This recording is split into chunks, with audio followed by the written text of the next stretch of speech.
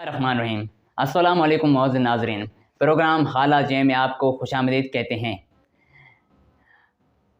Programme में आज के जो मौज़ूआत हैं उनमें सर फ़हरिस्त ये मौजू है कि 6 दिन गुजर गए जनाब। अल्टीमेटम जो दिया गया था वो अल्टीमेटम पूरा हुआ, लेकिन लॉन्ग मार्च का ऐलान अब तक नहीं हुआ। इनकी क्या वजूहात हैं, क्या असबाब हैं, किन असबाब की वजह से लॉन्ग मार्च आज तक डिले है, कोई तारीख नहीं आ रही और क्या कशमकश इनके दरमियान हो रही है। तो हमने बहुत सारे न्यूज़ चैनल्स को खंगाला, उनमें जो न्यूज़ हमको मिली, उनके जवाब जो मिले चेयरमैन पीटीआई इमरान खान की तरफ से या उनकी पार्टी रहनुमाओं की तरफ से, जो भी खबरें हमें मिली वो हम आप तक पहुंचा रहे हैं। असल में क्या है कि अगर ख़बर आप तक पहुंचाई जाए, साफ और सही तरीके से की जाए, तो तजिया निगारी खुद ब खुद हो जाती है। तो तजिया आप पे छोड़ते हैं, सहाफ़त हम करते हैं। सहाफ़त में सबसे पहले यह है कि क्या वजह है कि अभी तक लॉन्ग मार्च का ऐलान नहीं किया गया। उसमें सबसे पहली वजह खान साहब ने आज बताई कि पीटीआई का सिक्योरिटी और पुरअमन एहतजाज के लिए सुप्रीम कोर्ट पर मुकम्मल इन्हिसार है। यानी कि जब तक सुप्रीम कोर्ट की रूलिंग नहीं आती, जब तक सुप्रीम कोर्ट कोई फ़ैसला नहीं करता कि वो हमें मुकम्मल तहफ़्फ़ुज़ देगा, गिरफ़्तारियों से हमें बचाएगा और पुरअमन एहतजाज करने की मुकम्मल सहूलत फ़राहम करेगा, तब तक हम जो है अपने कोई तारीख़ वग़ैरह नहीं दे सकते। यानी कि दूसरी स्ट्रेटजी के लिए पहले सुप्रीम कोर्ट की रूलिंग आना ज़रूरी है, वो हक़ में हो या इनके ख़िलाफ़। तो बहरहाल पहली जो ये है कि सुप्रीम कोर्ट पर इन्हिसार है, जब तक रूलिंग नहीं आती तब तक ये डेट फ़ाइनल नहीं कर पाएंगे। और दूसरी वजह यह है कि दूसरा, लोगों के कम आने का खौफ। शायद लोग कम आए, क्योंकि जब 25 तारीख को लॉन्ग मार्च के लिए निकले थे तो लोग जितना तवक्को की जा रही थी, जितने जलसों में लोग आ रहे थे, जिस वलवले से जज्बे से लोग आ रहे थे, उस जज्बे से लॉन्ग मार्च में लोग नहीं आए थे। उस हवाले से यहाँ गर्मी की शिद्दत भी है और साबका कारकर्दगी का डर भी थोड़ा सा है। इस हवाले से भी जो है स्ट्रेटजी नहीं बन पा रही। तीसरा ये कि पहली लॉन्ग मार्च का ऐलान बहुत जल्द किया गया, मेंबर्स अपने हलकों में जा ही ना सके और साबका कारकर्दगी की वजह से डर भी रहे थे और लॉन्ग मार्च का ऐलान बहुत जल्दी किया गया। इस हवाले से इस दफ़ा जो है स्ट्रेटजी थोड़ा चेंज करके अपने जो मेंबर्स हैं उनको वो कह रहे हैं कि आप अपने हलकों में जाएं, वहाँ पर जो है जलसे जुलूस करें और उनको मनाएं, अपनी जो है गाड़ियाँ वगैरह जो दी जाती हैं सारी सहूलतें उनको दें और लोगों को यहाँ पर पकड़ के ले आएँ, यानी कि लोगों को यहाँ पर मुहैया करें। लोग ज़्यादा से ज़्यादा आने चाहिए, यानी कि मुकम्मल एक नई स्ट्रेटजी के साथ काम किया जा रहा है। और चौथी वजह, बड़ी वजह यह है कि 2014 के लॉन्ग मार्च में जो सहूलतें मौजूद थीं अब वो नहीं हैं। जो आसाइशें, जो सहूलतें, जो आराम 2014 की लॉन्ग मार्च में मौजूद था वो आज नहीं है।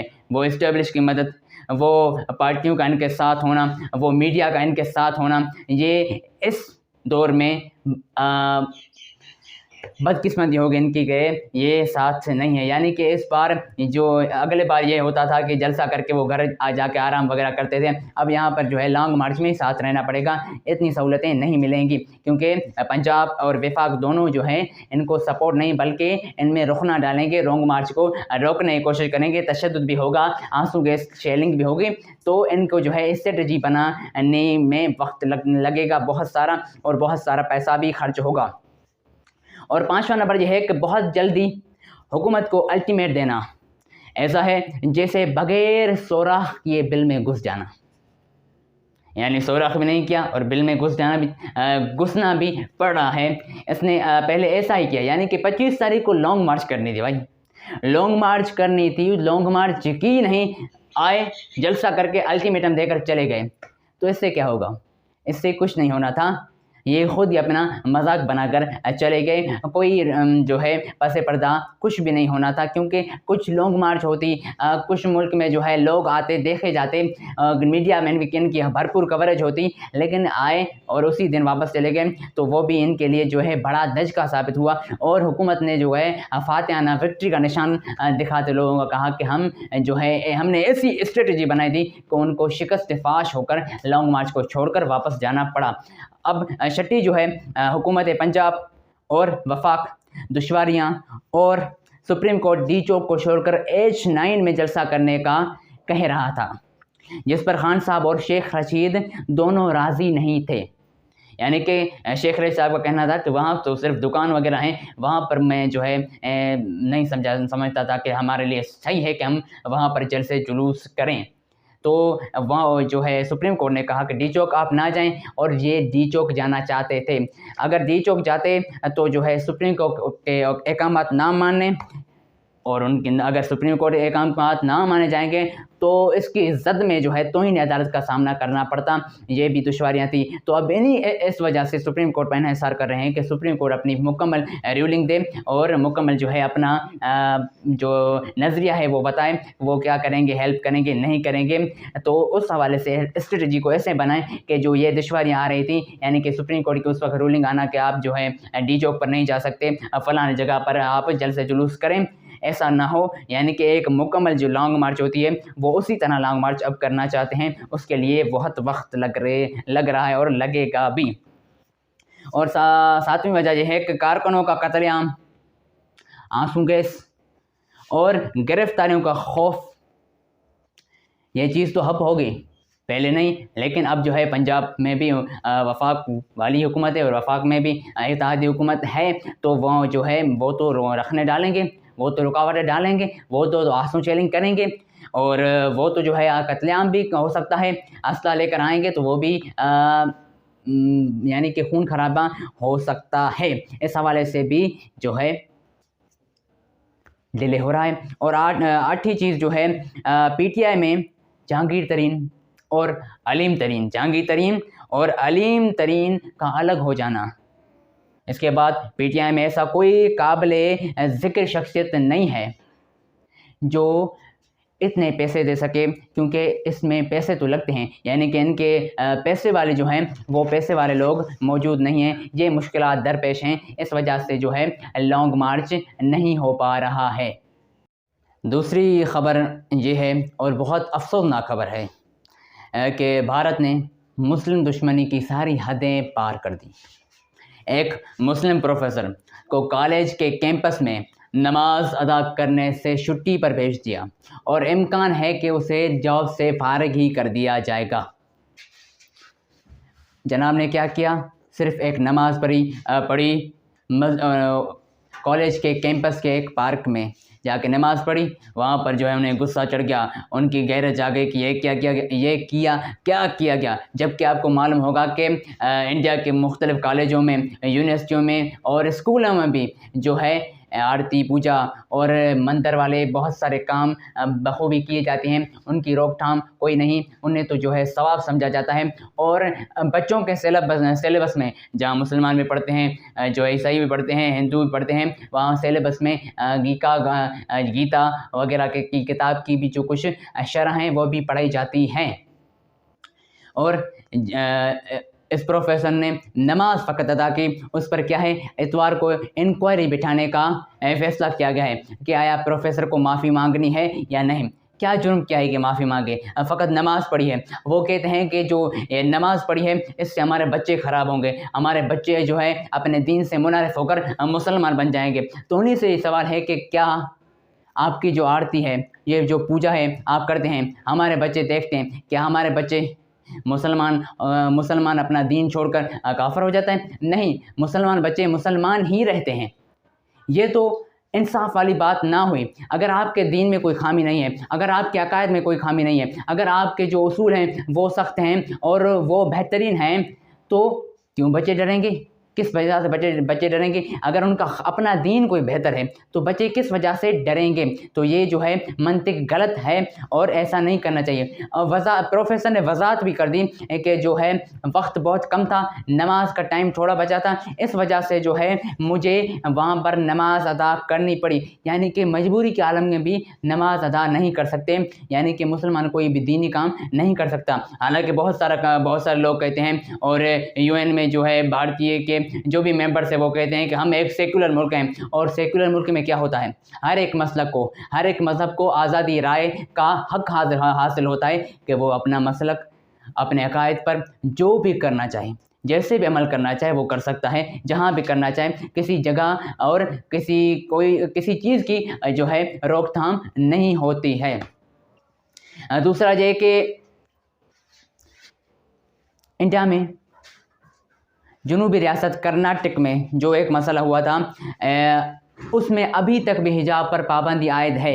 यानी कि मुस्कान वाला जो मसला हुआ था उसके बाद में भी उसमें जो सुप्रीम कोर्ट ने फैसला सुनाना था उसको रद्द किया गया, कोई फैसला नहीं सुनाया गया। फ़कत अब भी वही जो मसला है वही बरकरार, वैसा का जूं का तूं बरकरार है, कोई भी मसला हल नहीं हो रहा। यानी कि मुसलमानों के साथ जो मसाइल हो रहे हैं वो वहीं पर जारी हैं और उनमें जो है शिद्दत आती जा रही है। और दूसरे जो जुल्म मुसलमानों पर ढाए गए उनमें यह है कि जो है मुसलमानों से मुतालबात और कुछ शिकायत की गई हैं जो ये हिंदू इंतहा पसंद हैं उनकी तरफ से कि हैं हिंदुस्तान में फ़िरका परस्त के जो है अनासर हैं, वो कहते हैं कि जो मुसलमान अपनी नमाज का इंतज़ाम खुद करें, मुसलमान अपनी नमाज का इंतज़ाम खुद करें। हालांकि आपको पता होगा कि जमहूरी हुकूमत में कोई भी नुमाइंदा जो आता है वो अवाम के वोटों से आता है और उनका जो पहला फ़र्ज़ है वो ये है कि हर एक इंसान जो उनके मुल्क में रहता है उनकी हिफाजत करना, जान की, माल की, इज़्ज़त व आबरू की हिफाजत करना, ये उनका काम होता है। लेकिन वो हरगिज़ भी ऐसा नहीं कर पा रहे। वो सिर्फ हिंदुओं को सपोर्ट करते हैं और मुस्लिम कुशी करने में कोई दरेग नहीं करते, कोई जो है वक्त नहीं देखते, कोई टाइम नहीं देखते। जहां मौका पाते हैं वो उन पर जो है ताने कसने और उन्हें तशद्दुद का शिकार कराने में देर नहीं लगाते। और दूसरा ये है कि दूसरा ये कि कहते हैं कि मुसलमान खुली जगहों पर नमाज अता क्यों करते हैं, यानी कि नमाज जुमा को तनाज़े पर लाना चाहते हैं कि नमाज जुमा जो है वो ना पढ़ी जाए या जो अपने घरों में पढ़ी जाए। हालांकि नमाज जुमा घरों में तो नहीं होती।